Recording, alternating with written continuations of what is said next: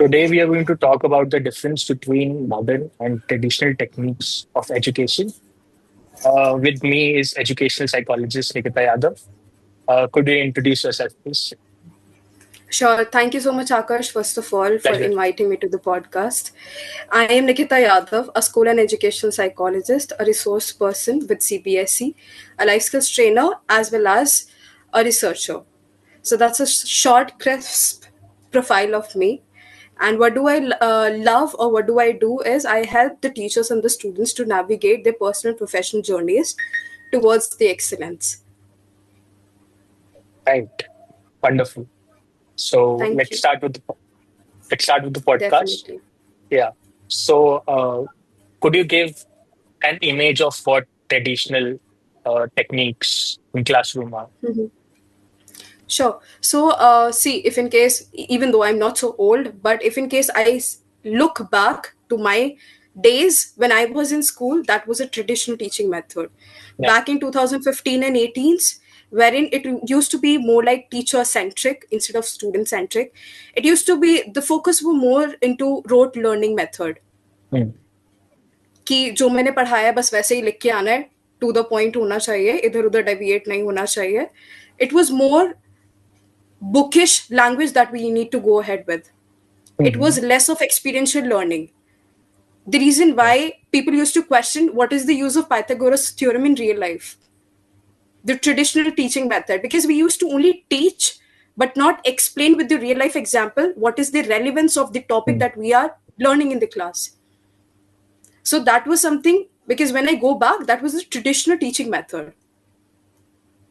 Wherein the focus was more like on the textbook and on the teacher, whatever she is preaching, you just Mhm. have to take and you have to follow whatever she is teaching, whatever she is saying. Hmm. But if in Because case I talk yeah. about if in case I talk about the present scenario, Hmm. the entire environment and everything is now flipped. We are now using we call it as the traditional teaching method. However, there's one major difference that you're going to come across. Mhm. That is, earlier we used to call teacher versus student. Now we call facilitator versus learner. That is one of the major difference because पहले होता था teacher student का कैसे वो पढ़ा रही हो वही टीचर स्टूडेंट पढ़ रहा है जैसा एज इट इज वो बोल रही है now the role of the teacher is now changed. She acts as a facilitator. The Hmm. books are there. She's going to teach you. She's going to help you to, to facilitate the process of learning. She's not Mhm. going to tell you. She's going to tell you everything. You have to evaluate. You have to process the information Mhm. as a learner. Hmm. Process it according to your, thinking levels, and then put it on your papers or your real life. That is one of the major difference between if in case we talk about traditional versus the modern. It's nice that helps improve critical skills of students. Right. That's what we NEP 2020 is more emphasizing upon the 21st century learning skills.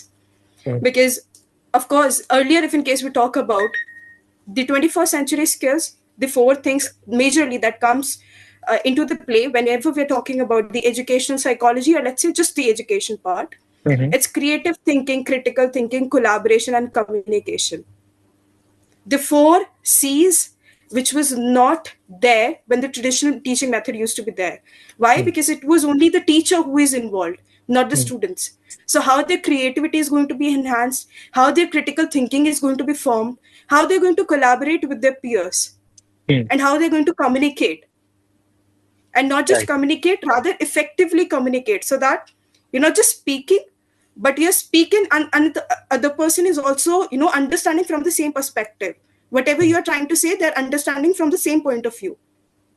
Hmm. It's not like I'm speaking, but you're understanding also. So this is like a mix of Could you give an example of how a teacher or a facilitator facilitates learning? sure. So right now, for example, if in case I talk about the learning methods or the pedagogy Mhm. that the teacher uses, right? So it's more like a flipped classroom, wherein it's not, the textbooks, not Mhm. just the textbooks, not just, the chapter. We go beyond that. we go with the experiential learning method, learning by doing. It's more like practical knowledge instead of bookish. That's one of the thing that we use. Another thing that we use is active learning and participation of the students Okay. inside the classroom. That's another, we can say the pedagogy, the learning style, wherein we involve the students. Another, the strategy that we is very popular these days is art integration. In each and Gotcha. every subject, even if we talk about the mathematics, there is the integration of art as in the painting, the art, actually the art, colors and everything, the patterns. We integrate art into different subjects, like integrating arts into mathematics, science, English, and everything else, so that the learner, of whichever level the learner is coming from, you must have heard about the Gardner multiple personality Yeah. theory. Yeah. So everyone has their own types of intelligence, and they understand from that perspective only. If in case I'm a naturalistic learner, I learn in the environment. If in case I am linguistic, I learn more with the words. If in case I am musician, I learn more with the rhythms. I'll connect more with the topic. So there are different theories, there are different pedagogies that the teacher use to engage different levels of learner, or we can say the different types of learner. We say that now the classroom are more inclusive. And inclusive, the word inclusive stands for that every child is equally, or we can say, the equity is being maintained in the classroom. We give the child as per their level the resources. If in case we see that, okay, the child is at this level, so we're going to treat the person, or we're going to facilitate the process using so that uska level jo hai wo yahan tak aaye. And someone who is at this level, we're going to give something so that he comes at this level, so that they both match. Earlier the process used to be same. जो आगे intelligent है, जो ज्यादा score करता जा रहा है, वो ज्यादा ही इंटेलिजेंट रहेगा, हमेशा टॉप करेगा. We used to ignore the middle, the one who used to score middle, or the one who used to score low. But now we focus more on, bringing all the students at equal level as per their, the requirement that they need. If in case they need, maybe they need more practice, they need some, there are different levels of learning, different theories that combines together, so that we help the child to evolve and bloom in a complete self, so that when they enter into the outside world, they're ready to face it without any challenges being faced. What are some of the subjects that are included in the NEP? So NEP have included multiple subjects, which is really good. For example, if in case I talk about Hindi, people used to consider it as कि 10th तक ही पढ़ना है, उसके बाद नहीं पढ़ना है. अभी 11th and 12th maybe they used to have option, but now we have different groups from which we have to choose the topics. Earlier we used to have science stream, non-medical, commerce, humanities or arts. अभी हम लोगों के पास groups होते हैं, group 1, 2, 3, 4, and there are list of topics that you have to, not the topics, rather the subjects that you have to choose from the groups. Like the first group is of the linguistic. You'll have to choose one language. It can be English. Along with that, it can be any other language that you want to choose and go ahead with. Similarly, the second group is there. Like, for example, the physics will be there, the biology will be there, the business studies will be there. So there are multiple options that you can go ahead with. The newest option that, if in case I talk about that, that is sculpture painting, which is, now very, very AI, something which is more commonly being used, especially with the ones who are having, the learning disabilities. They go ahead with such topics because for them it is easier. Instead of physics, they take, sculpture. They take AI because they're good in that. As per their levels, the subjects are now being divided, and they have the entire freedom to choose from the list of, subjects. They'll have to choose one subject from each group. So they have, if in case I want to study law, I can study that as well. So that's, I think, the beauty of NEP, that it doesn't restricts you, that it's not just a medical PCB, if in case it's non-medical PCM, it is not restricted. You have the Mm. freedom. Even being a medical student, you can go ahead with psychology, sculpture, AI, and business studies and economics. Even being a medical student, that's the freedom that it gives. Oh. What is the role of an educational psychologist in integrating their knowledge into the learning system? Sure. So this is something, because coming from the psychology background, honestly speaking, I do not have much experience into education, because I only have the experience of 8+ years in the field of psychology. Education, I've recently entered since past 3 years, not more than that. But when I see, because when I entered into the field, I used to think that, okay, I am made a major psychology. What is going to be my role? How am I going to help the students with these things? I was actually in my dilemma, that how am I going to help them? But when I entered into the school setup, I thought that, psychology is everywhere. How and why? Because if in case we talk about the learning styles, or we talk about the teaching pedagogy, learning styles as in the way the learner is learning. So when I entered into the school setup, Mm. I saw that it's not just about teaching pedagogy, but also the learning styles of the learner. Mm. They are from the different learning levels, right? Because someone who is more like kinesthetic, the one who learns from the movements, the one who learns from the visuals, the one who learns from the audio, there are different models that are based upon the learning styles of the learner. So there is one of the model which is VARC model, wherein Mhm. V stands for visual, especially for the ones who are visual learners. A stands for auditory, the one who listens and then do it. R Mhm. is for readers, the Mm. one who reads. You must have seen there are some students जिनको पहले पढ़ने के लिए दो ना, उसके बाद उनको ज्यादा समझ आता है कि तुम बाद में बोलना, मैं पहले पढ़ लेता Mm. हूँ, उसके बाद तुम बोलना, मुझे समझ आ जाएगा. That's reading. Then is K, that is kinesthetic, कि अगर कोई भी एक मूवमेंट इन्वॉल्व कर दोगे ना, तो मुझे जल्दी से कॉन्सेप्ट समझ आ जाएगा. So there are different types of learning styles. And similarly, if in case I talk about teaching pedagogy, there also the psychology comes.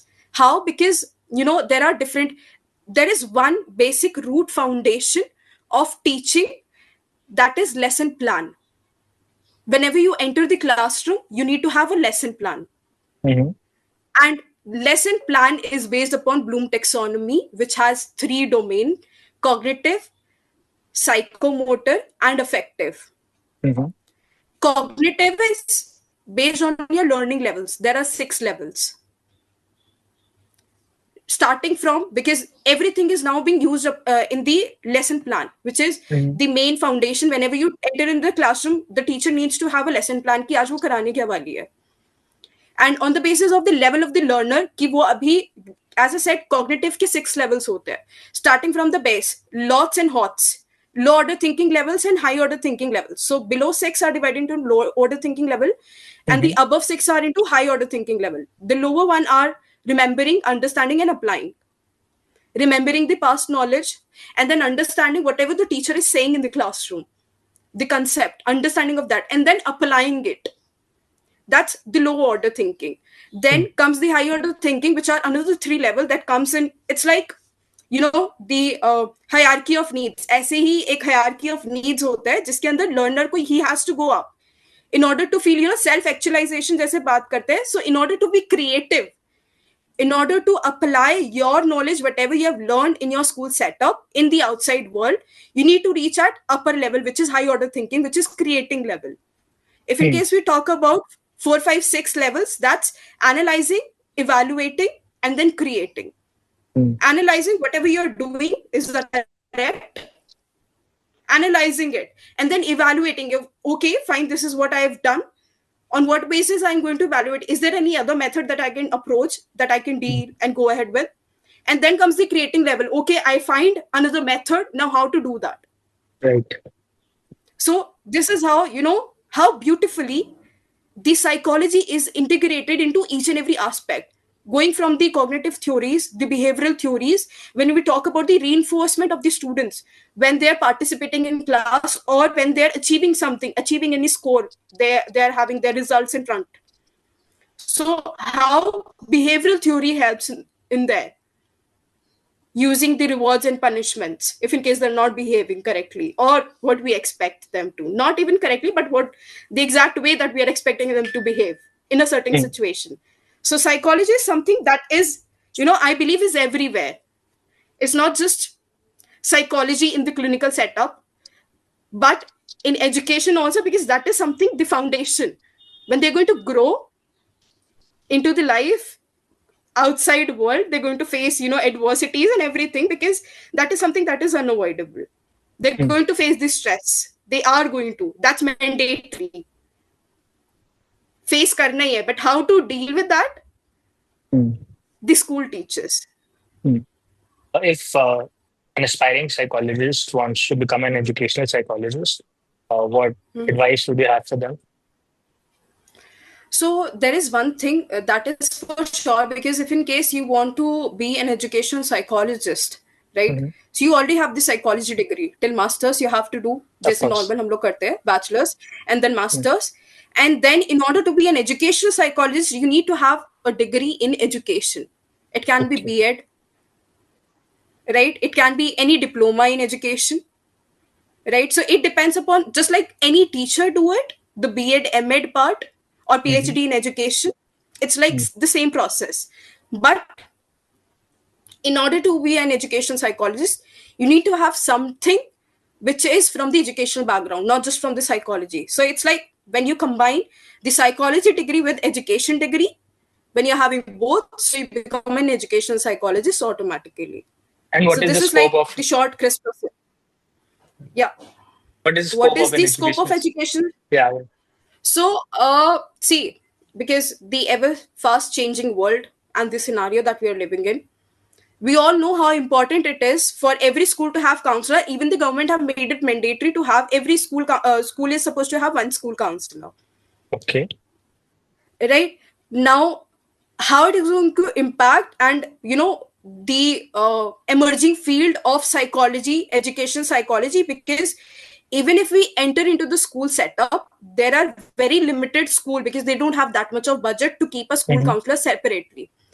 They prefer someone who is having B.Ed with psychology, so that they can appoint the person as a school counselor as well as PGT psychology. That's like the psychology teacher of higher grades. So if in case you're having B.Ed with something in psychology, you will be the first priority, because psychology padhana hi hoga, because that's one of the option as per NEP. वो है ही है, अभी सारे schools में आएगा अभी वो. Another thing is that every school is supposed to have school counselor. अब budget तो है नहीं, तो करना क्या होगा? If in case you are having B.Ed, if in case you are having masters, so you will be given the first priority.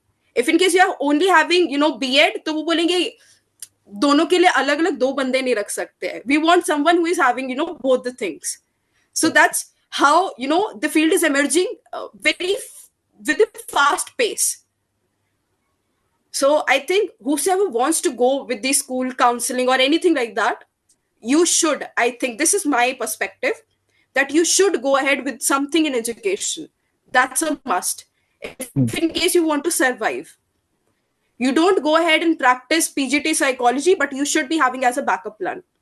So that whenever there is something that happens, that the school says कि नहीं PGT भी चाहिए या तुम्हारे पास education degree नहीं है, हमें तो दोनों चीजें चाहिए, you are having both. So that nobody says no to you. So that's how to become a education psychologist, and the scope of, and the scope, because it is one of the fastly emerging field of the psychology, education psychology. School counsellor बनना है, आप बन सकते हो, लेकिन बहुत limited schools आपको appoint करेंगे as a school counsellor. Mostly they prefer PGT psychology cum school counsellor. This is the post that they show up with, that we are having vacancy of PGT psychology come school counselor. Children dealing with learning disabilities like dyslexia or having mental disorders like ADHD, how can they be included into the education realm? Right. So this is one of the thing that is now happening majorly in India. Earlier, we used to have different schools, or those child, they used to have, they just used to go to special educator या ऐसे अलग से schools होते था Mm-hmm. उनका. Normal schooling नहीं होता था with the other students. But now we are integrating them. We are having inclusive education, wherein no matter wherever, whichever level the child is coming from, if in case that person is having any behavioral or mental health issue, that person is also included in the classroom. He or she also sits with the other students in the classroom. Mm-hmm. So the teachers have to be, teaching in a way that every child is included over there. No one is excluded. Their teaching style should be in a way that it grabs each and every attention, even of the person who is having attention deficit disorder. They have to do certain things, maybe involve different, the music, the movement and everything, so that they pays attention to what they're speaking, what they're teaching, what they're facilitating in the classroom.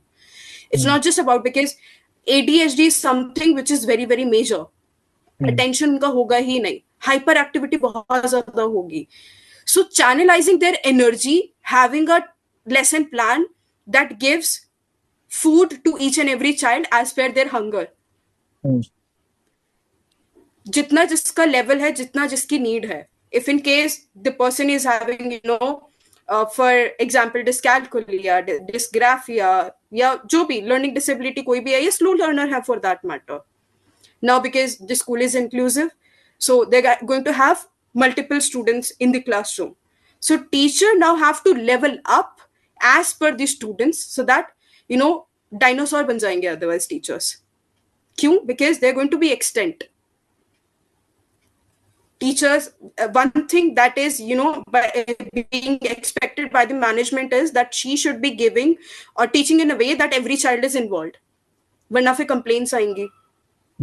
अब teacher अगर अपने आप को upgrade नहीं कर रही है as per the inclusive education, she is going to face issues.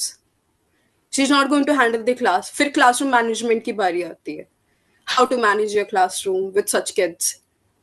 So it's the ever evolving the field, wherein it's not just about the counselor who is dealing, because counselor भी कितने बच्चों को देखेगा एक दिन में.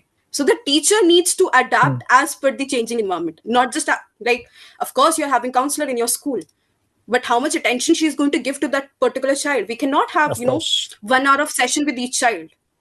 It's just 20 minutes, 25 minutes maximum, not more than that. And we have many students. So how much we can pay attention to each child. So that's the teacher who needs to step in and change her methodology so that it helps each child. Each child gets benefits when he's coming to the school. He's not going home with blank mind, blank state. मुझे आज कुछ समझ नहीं आया. And he gets, the parent and student gets to know by the end of the result, जब उसके 0 marks आते हैं, कम marks आते हैं, fail हो जाता है. So that's the teacher who is going to play a major role, and how she's going to play the major role is to adapt her lesson plan in a way that involves each and every child.